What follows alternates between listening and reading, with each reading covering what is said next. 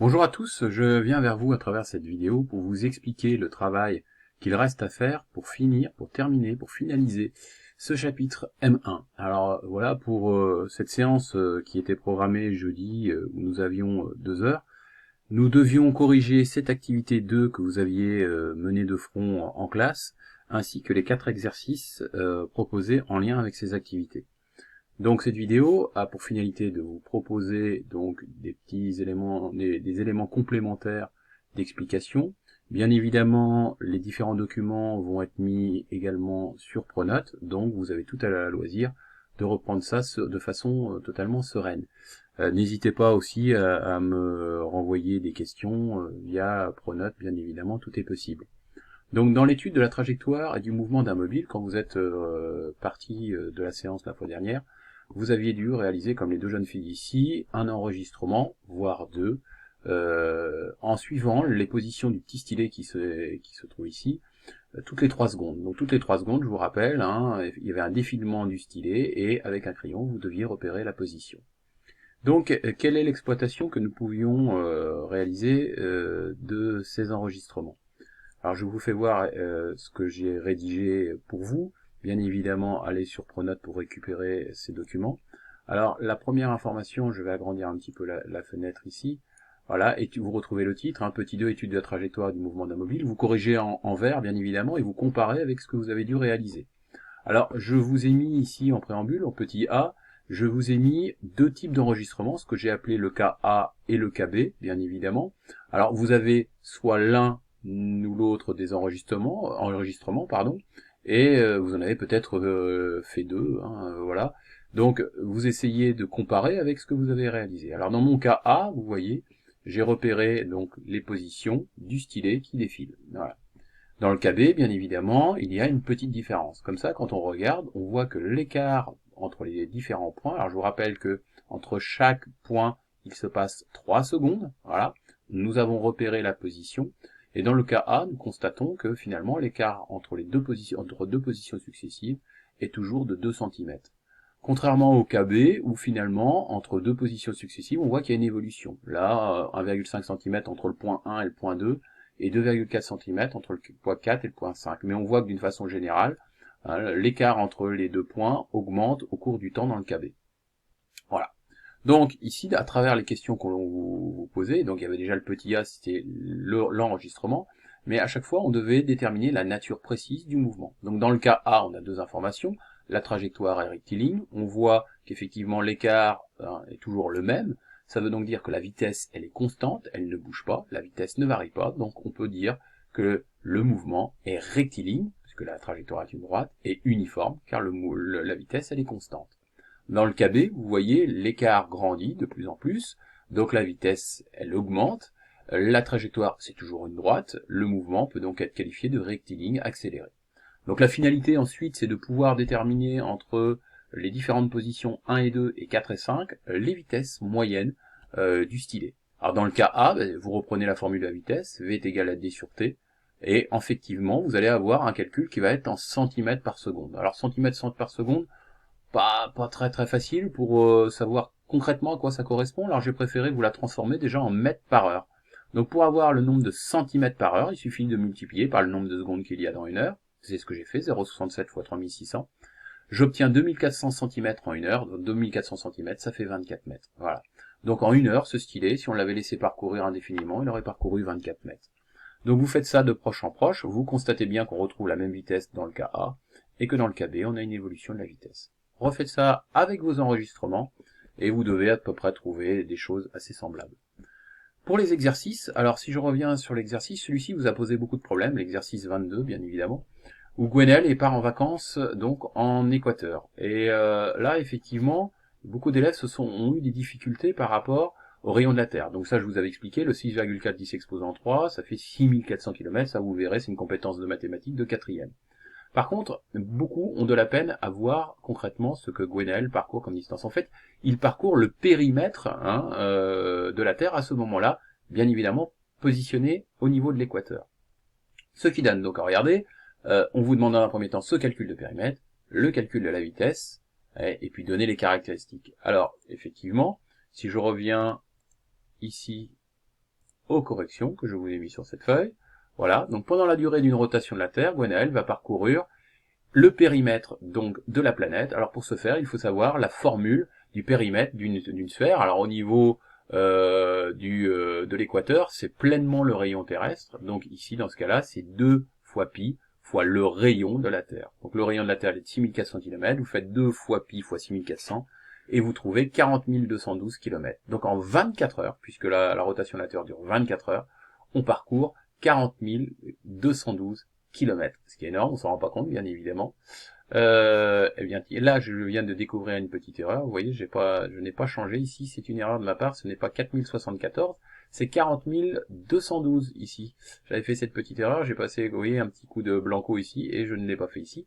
Donc la distance, elle est de 40 212 à cet endroit. Je vais d'ailleurs vous corriger et vous mettre le bon document par la suite.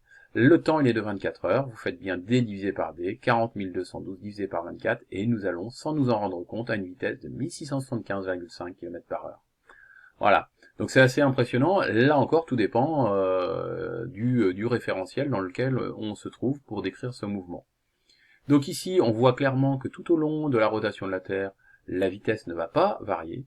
Par contre, ce qui va changer, c'est la direction de la vitesse, puisque on est sur une sphère, et qu'elle va, au moment de la rotation, changer constamment de direction. Voilà. Ça, c'était un petit peu plus compliqué à déterminer. Ensuite, l'exercice sur les nœuds. Alors ça, c'est très intéressant. Vous voyez, en fait, la ligne de nœuds, hein, on a, à l'époque, au XVIe siècle, je crois, quelque chose comme ça, mis tous les 14,4 mètres, ne me demandez pas pourquoi c'est 14,4 mètres, parfois il y a des mystères, tous les 14,4 mètres, on a mis effectivement représenté des nœuds. Et en fait, pour avoir un nœud, il fallait que la corde parte dans l'eau, hein, et qu'on change finalement, que si vous voulez, on quitte d'un nœud à un autre en 28 secondes. Voilà. Et ce défilement donc d'un nœud à un autre devait prendre 28 secondes pour avoir un nœud. Donc ici, on vous demande de déterminer à quelle vitesse cela correspond. Donc ce nœud, ce défilement d'une distance de 14,4 mètres en 28 secondes. Bah effectivement, vous allez reprendre tout simplement la formule de la vitesse, la distance on l'a, le temps on l'a, donc V est égal à 10 sur T une fois de plus, et vous obtenez par contre des mètres par seconde, ça fait 0,514 mètres par seconde. Donc le mètre par seconde, unité légale, mais non pas unité usuelle. Donc pour avoir des kilomètres par heure, on va faire 0,514 fois le nombre de secondes qu'il y a dans une heure, et vous allez obtenir des mètres par heure. Attention à bien mettre l'unité à chaque fois, ça aide énormément. Vous obtenez donc 1850 mètres par heure, c'est-à-dire 1,85 km par heure, puisque 1850 mètres, ça fait 1,85 km. Voilà. Si vous regardez bien, donc là c'est 1,85 km parcouru en une heure, donc c'est assez lent, hein, mine de rien. Si vous regardez votre livre, ici vous avez une indication concernant le 1000 nautique. 1 1000 nautique, c'est 1852 mètres. Voilà, c'est une unité de distance hein, qui est très utilisée effectivement en marine. Eh bien, regardez, il y a un lien entre les deux. On retrouve ce 1852 mètres ou ce 1,852 km. Et effectivement, eh bien, ça fait appel à la question 2. Hein. En une heure, la distance parcourue à la vitesse de un nœud est égale à 1,85 km, c'est-à-dire 1000, ce qui correspond à la valeur arrondie de 1852 mètres. Donc Léa a donc bien raison. Là où c'est surprenant, c'est de voir effectivement ce record de vitesse effectué par le bateau. Vous imaginez un record de vitesse à 65,45 nœuds, donc si vous n'êtes pas marin comme moi, ça ne vous parle pas beaucoup. Et par contre, maintenant, vous êtes à même de convertir ça en kilomètres par heure. Donc en kilomètres par heure, il suffit de multiplier le nombre de nœuds, c'est-à-dire la vitesse en nœuds qui est de 65,5 et de multiplier par la vitesse d'un nœud de 1,85 km par heure. Ça nous fait tout de même une petite vitesse de 121 km par heure. Vous imaginez sur l'eau, impressionnant, très impressionnant, 121 km par heure. Peut-être pas impressionnant en voiture, mais en bateau c'est impressionnant. L'exercice 12, je vais passer, je pense que vous êtes à même de vous y retrouver. Le 13, page 187, par contre, est intéressant. Il fait référence aussi aux activités d'ASSR que vous allez peut-être avoir prochainement, hein, pour passer l'ASSR premier niveau. Vous voyez ici, en fait ce qui est intéressant c'est de voir que lorsque l'on freine, ce n'est pas instantané, il y a deux phases. Déjà une phase qui est liée au temps de réaction, c'est-à-dire ici, l'acteur sur la phase 1, c'est le cerveau. plus votre cerveau va être efficace, plus votre cerveau va donner un ordre rapidement à vos pieds de freiner.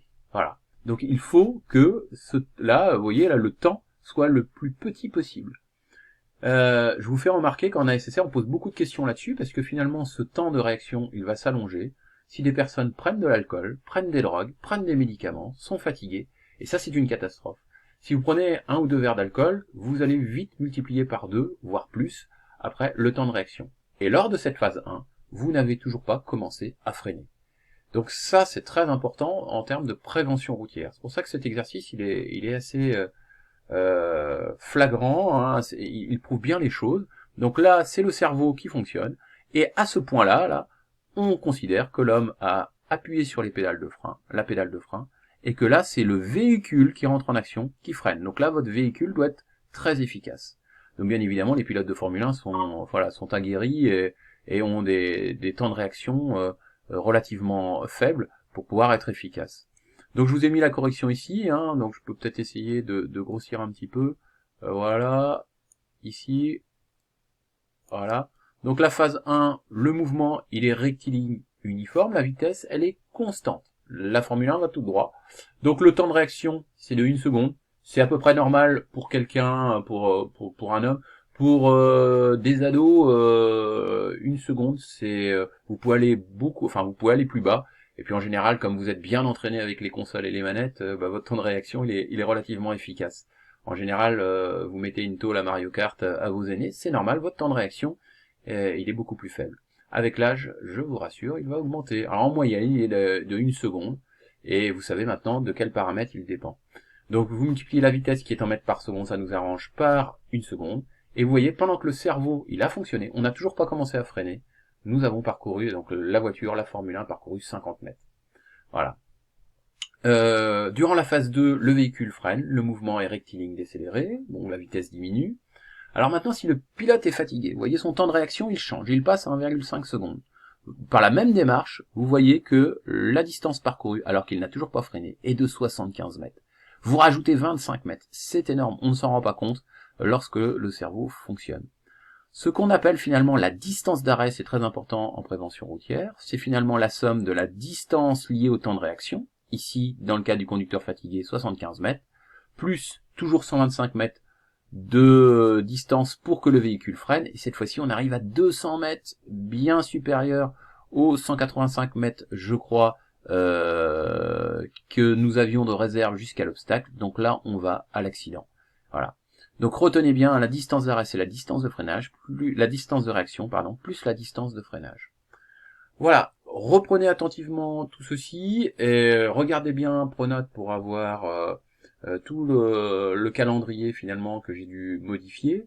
Gardez courage. Si vous avez des questions à poser, n'hésitez pas avec l'outil de discussion de Pronote. Voilà, je suis à votre disposition. Je vous dis à bientôt et travaillez bien.